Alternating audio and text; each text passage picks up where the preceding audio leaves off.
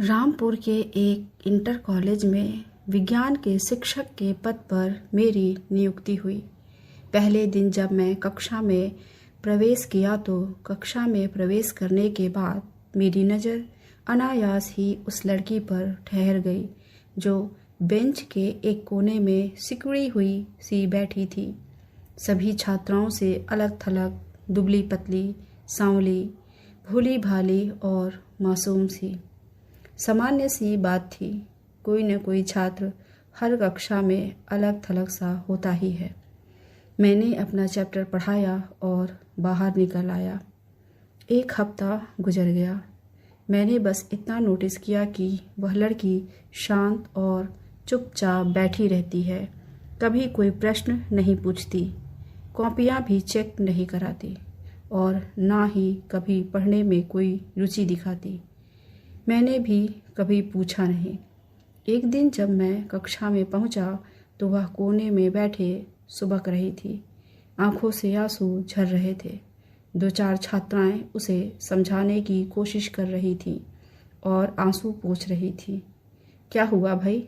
मैंने पूछा। सारी छात्राएं अपनी अपनी सीट पर जाकर बैठ गईं। किसी ने कुछ नहीं बताया। अरे क्या बात है, क्यों रो रही हो? मैंने उसे फिर पूछा। कुछ बताओ तो पता चले।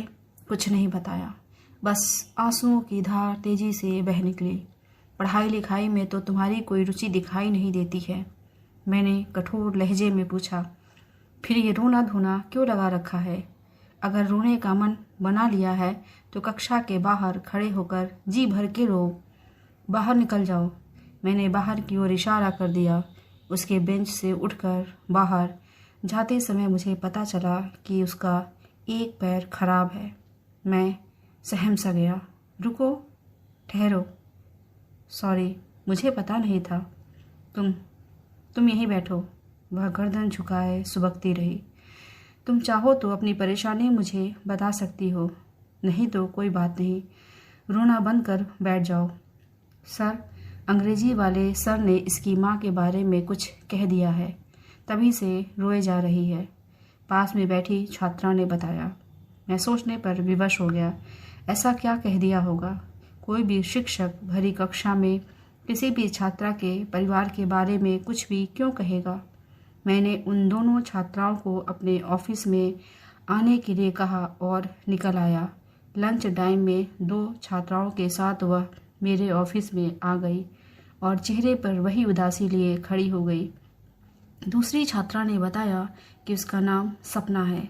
पिछले साल ही बरेली से अपनी माँ और छोटे भाई के साथ यहाँ रामपुर आई है। पिताजी इनके साथ नहीं रहते। इसकी माँ से तलाक के बाद दूसरी शादी कर ली है।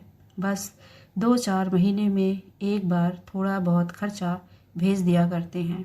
माँ कभी अचार पापड़ तो कभी सिलाई का काम करके